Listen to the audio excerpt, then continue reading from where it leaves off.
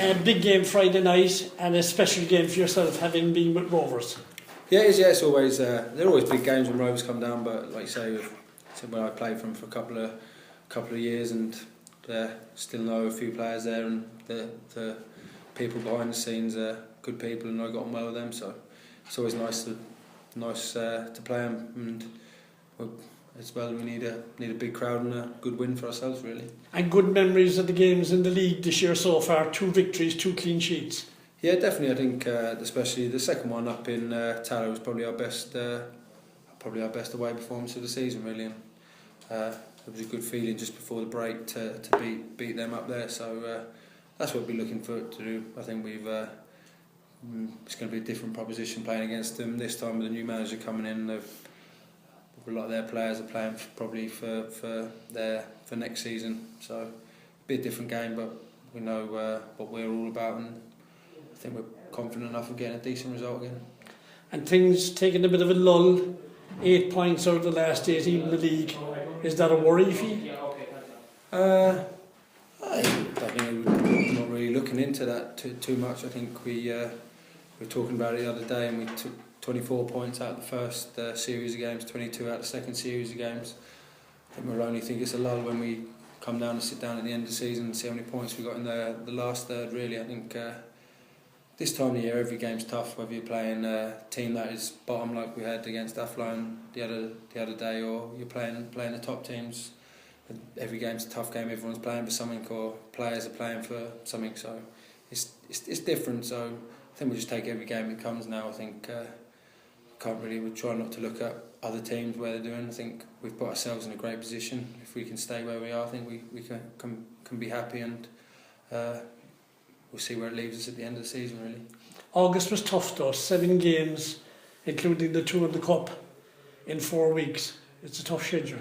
It is, yeah. I think, especially with our squad, it's not as probably big as a lot of other teams, and we had to use it's a tough time. Like we've had injuries and suspensions over the same sort of time, so it's been tough. But if you want to be successful, you want to be playing as many games as you can, and that is the cup, the FAI Cup and the league. You want to be challenging, so every game's a big game, whether you're playing twice a week or once a week. We get on with it, and I think we're disappointed to be out of the cup, but now we know we've got the 7 games to get ourselves into a good position. And then a 10-day holiday break after the Rovers game. Not sure holiday. We haven't seen a holiday all year. No, it's weird. It's a weird division that you can possibly ever have 10 games off this time of the year. But it's where we're at. We would prefer to have the game in the cup, obviously, but we'll take the rest. And obviously, if we can get a good win on Friday night, put us into probably good rest for everyone, and we can give the last 6 games a right good go. After the Athlone match yesterday, 2-2 draw, there was kind of a 4-point swing. If we'd won, so you could be 2 points with 6 behind now. Do you feel, you're playing for a second spot at this stage and European football? No, I haven't really thought about it like that. I think if you can look into that, you look at every game. Every game's a swing, whichever team you're playing. So you'll be talking about that all day long. So we've not really thought about that. I think we're just, like I said before, concentrate on ourselves, and every game. If we win on Friday night, we're going to be no different from where we were at the start of the night. It's up to the other teams to look after themselves, and we'll look after ourselves. And if it comes down to the last game and we've got a great chance, I think that's all we can ask for, really, at this point. But do you feel like you feel so that you can close a 6-point gap on Dundalk at this stage with 7 games to go? I don't see why not. I think we try not to think about Dundalk too much. I think they put themselves in a great position. Just up to us to win as many games as we can before the end of the season, and see where that leaves us. I think, like you say, it's out of our hands now, so concentrate on ourselves and see where that leaves us. What about Brian then? It's great for him to be moving through the Premier League, but it's you're losing one of your best players, I suppose. Oh yeah, it is. Yes, it's a massive loss for the squad and the team. He's been outstanding for the whole year, really. I think he made the right back his position from probably never really playing for Cork City there. He really proved to be probably the best right back in the league for the season. So I suppose it come to no surprise really that he moved in the end. But it would have been nice to keep him to the end of the year. But when the Premier League comes, knocking, you can't really hold the lad back, because it's what every player dreams of doing. So wish him all the best. He's a great lad, so I've no doubt that he'll do well. I haven't played in England before, like with Cambridge obviously for a couple of years at that time. What kind of advice would you have for him? Just keep your head down, work hard. Head down, and he's gonna have some great days. I've no doubt, but it'll be tough at times as well. So take the good days and the bad days, and just relax and enjoy it really, because before you know it, you'll be old like me and have a proper job. Do you see him kind of getting into the first team? Maybe that they're talking about putting him into this development squad. But I mean, do you think he'd be good enough to make kind of rapid progress? I don't see one. You never really know. Like you say, it's all depends. He needs a bit of luck, I suppose. If the manager takes a fancy to him, he's got a great chance of getting in and playing. I think he's got all the attributes to be able to play, but can't really say, because I've no doubt that is a massive step up from our league to the Premier League. So you're definitely going to need a good few months training, because it'll be a lot. Like our training, their training is going to be even a step up from our training. So I'd say take him a good few months to get used to that. And like I say, he's in no rush. I don't think. I think he's got a few years to break in. So and by the sounds of it, he's going to have a great chance to be able to play. So I think there's no rush for him. He's a young lad, and he's only going to get better as the time goes on. And obviously having so many Irish, there's an Irish contingent up there as well, that'll make it I'd say so. I think easier for them, I presume. Yeah, I'd imagine so. I think it's nice if you know someone definitely going into the club, but I think you probably see the Premier League and all that. I think that's probably one of the main. I don't know. I haven't spoken to him about it, but like you say, it was nice to have a choice for him. Really, I think to be able to pick for himself. I think that's just tells you what sort of player he is. So I can't really knock his choice of going there. John, disappointed with the result Friday night?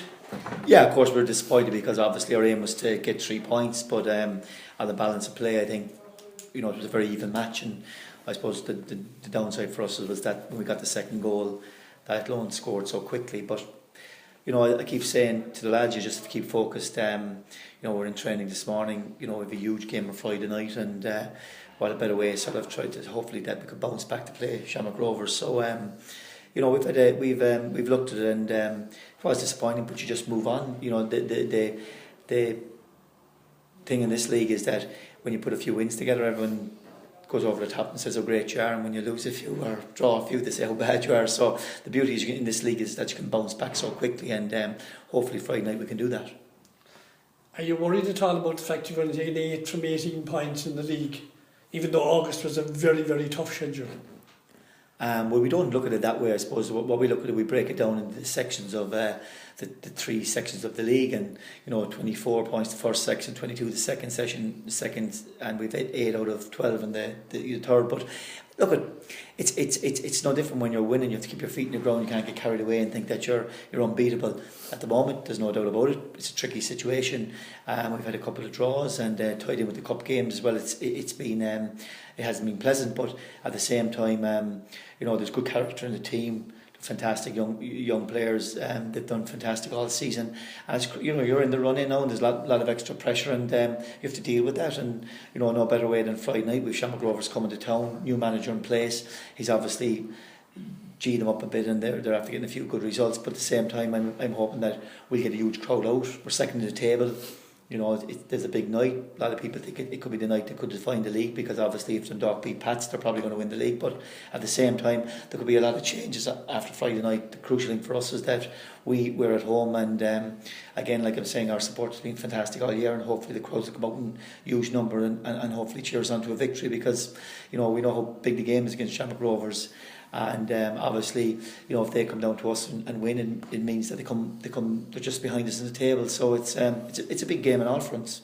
Yeah, a win on Friday night would virtually guarantee European football for Cork City for next season. Well, the gap would be 7 points. Well, it wouldn't guarantee, but it certainly would mean that if you won a couple of games in the running, you'd be there. So obviously it's a huge impact, and for the fact that we've fought so hard and we've started so hard all season and trained, and to put ourselves in that position, it would be fantastic if you could come out of the match on Friday night and say, look, we've one step in Europe.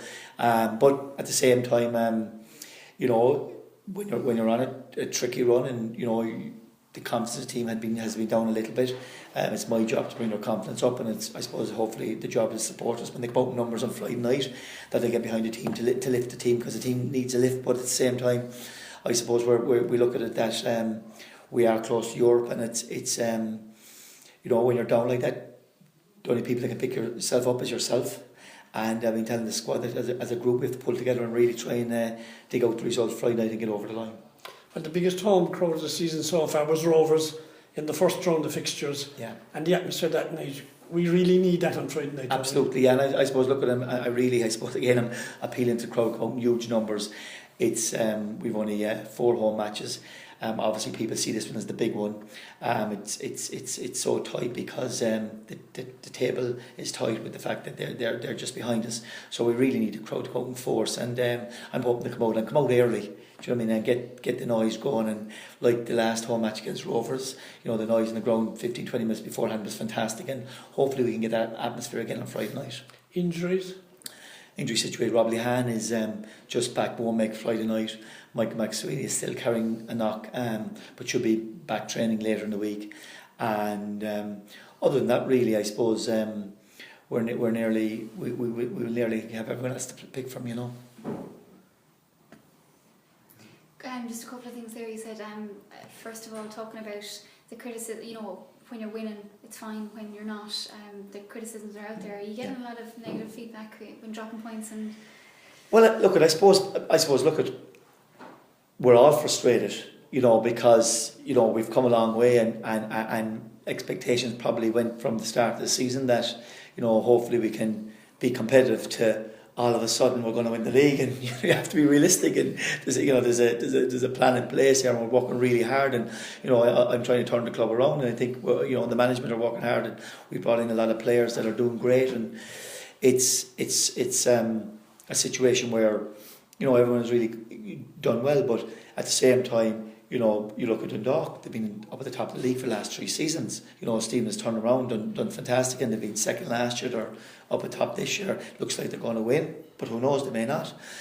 From our point of view is that, as I said to the lads, is when we're winning it week in, week out, and you're getting the good headlines, you have to be balanced about it, because there will be a day when the headlines mightn't be as good, and obviously at the moment things aren't going as well, and sometimes players can get affected. They can lose confidence. It can affect them because they read stuff that's hard on them. And probably the fact that I'm experienced and around a long time, I can take it. But when you're young players, it is difficult at times. And I see some of our young players have taken a lot of criticism, which is it's very difficult for them. And but at the same time, to be a good player, to grow up, you take it on the chin and you come back a better player, and that's what you have to do. And that's the difference between taking on the chin, recovering and bouncing back, and that's what we have to do. So while it hasn't been pleasant for the last number of weeks, you just have to get on with it. You have to dig deep and as a group pull together, and hopefully we can do that. That will really show the character of the team, and I believe that it will show the character of the team, that we will pull through it.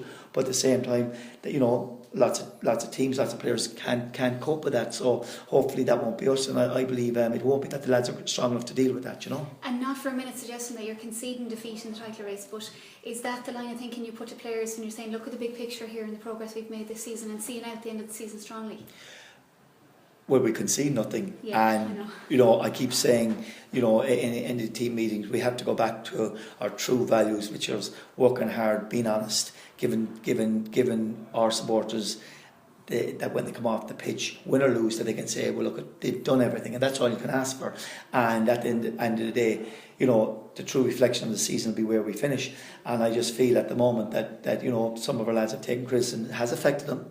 And I said you have to rise above that. You have to get back to basics, get back your strong positive thoughts, and turn that out when you cross the line, turn that into the pitch. And I just feel that sort of the lads have done fantastic. There is a question mark at the moment, and like I keep saying, I said it on Friday night. someone passed a comment last week that, you know, it's bad for the heart at the moment being a Cork City supporter, because week in, week out, but you know, if you're top of the table, that's what it's about. You know what I mean? If you want to be mid-table and turn up to a match, it doesn't matter whether you win or lose, or if you're top of the table, no matter in what league in the world, you know, if you're following a team on top of the table every week, your heart is going to be at you because you're in tight matches, and that's just the way it is. And so you know, and in any sport, if you're challenged, that's just the way it is. So from our point of view, we've had a fantastic run. We've been doing great all season. Every game has mattered, and it's just up for us to sort of keep our feet in the ground, hold our head, be honest, work as hard as we can till the end of the season, and get back. And while the criticism is hard, at the same time refocus and make sure that we can, by the end of the season, we come out at the end of the season that we've delivered. You know, whether that's a league title, whether that's a European position, brilliant, whatever, but just make sure that we get something out of the season. Yeah, and that's probably the biggest job or challenge from your point of view as manager too. You've the training stuff done on the training ground all season, managing the heads now in the running. Absolutely, and that's what managing is. And you know, you often hear guys who are very good coaches and aren't good managers. As I keep saying, you know, it's more important to be a better manager than be a better coach. Because at the end of the day, as a manager, you have to deal with individuals, you have to deal with their off-field stuff, you know, and crucially, you have to do their as a group with people, because it's all different personalities. And it's like that when the guys are down, it's how to pick them up and how to get the best out of them. And, you know, I suppose that's my job, and that's what I'm doing. And as I said, like early in the season, when we lost the 2 games in the first part of the season, people thought we were gone, and we bounced back. And likewise, a number of weeks ago, people thought we were gone, and we bounced back against Pats and Derry. And at the moment, we're in the running. There's pressure. All the support, you know, some of the supporters are frustrated. Some of them are taking their disappointment out on the team, which happens, which is disappointing, but does happen. And it's up to me to make sure that I can keep the team together and keep driving them on, and keep the lads' confidence up. And I suppose that's the difference between, you know, at the end of the day, will you be a good manager? You won't be a good manager. That's you live by the sword, as they say. John, just on the Brian Lennon thing, the old chestnut or the old debate has cropped up again. Is Cork a selling club or not, in your eyes? And the history of it going back over the years. Of course it is. I suppose when I look across channel, my team over there is Arsenal. Are they a selling club? Of course they are. You know, I suppose it's gone to the stage where I'm very positive about Brian's move, because I think for a player that has played less than 5 first-team games since we came in as management, that within 6 months goes from us to a Premier League club, I think that's a fantastic honour, a fantastic privilege for Brian, privilege for the club. And I suppose what it's shown to me is that when we sell our players, we want to sell them to the highest level possible, and we don't want to sell them cheaply. We don't want to sell them to a league that is no better than our own league, okay, standard wise. So I believe like that if we can sell guys to the highest level, you shake their hand and say it's a brilliant deal for the player and a brilliant deal for the club, and the club should take pride in that. And like there was interest from clubs, lower championship clubs, even League One clubs in Brian, and going back to 2 months ago. And in fairness, we were keeping very, very open with him. We were talking to him, and we were saying, look, hang tough, hold on. You know what I mean? There could be a bigger deal ahead of you. Now, that isn't always possible, because sometimes players want to rush out the door and they want to go just to get across the water. But to be fair, Brian is intelligent. You know, and he's obviously he's a strong family behind him who are understanding what we were talking to him about, and he held it tough, and he's after getting an absolutely incredible move for himself. You know, I mean, to Steve Bruce, who's spoken to him on a couple of occasions personally, has spoken to me personally, telling me how much he wants him. Like, he's going to a club where the manager wants him, which is fantastic. You know, some guys go over to clubs and the manager doesn't even know. They're signed by the reserve manager, the academy manager. Steve Bruce has actually rang on several occasions about him and says he wants him. So, like, you know, if Brian can stay injury free and develop, this guy's going to be an absolutely outstanding player. You know, and he's going to a club where the manager likes him, which is brilliant. So, like, what we have to try and do in the club is make sure that when we sell our players, they go to the right club and we get the right deal. And Brian's scenario is a very good deal for the club. Would we have liked more? Of course we would. But in the current situation, we've got what we thought was the best deal possible. So at the same time, for young players coming through, we always want our best players to stay with the club, play with the club, but you have to be realistic that if a guy can go to a higher level, that's work, that's sport, that's just the way it is. And so from that point of view, what I don't want to happen is that players end up with low league teams that aren't as good as what we are here, and that's what we hope won't happen anymore, and we hope there won't be any fire sales which had happened in the past. So the Brian Lennon deal for me is the ideal deal out there, you know what I mean? And you see, people might say, well, could you have kept him till the end of the season? We spoke to Hull about it, and it was a situation. At one stage it looked possible, but then it got a bit complicated, and while from the manager of the team, I might say that I'd love to have kept him to the end of the season.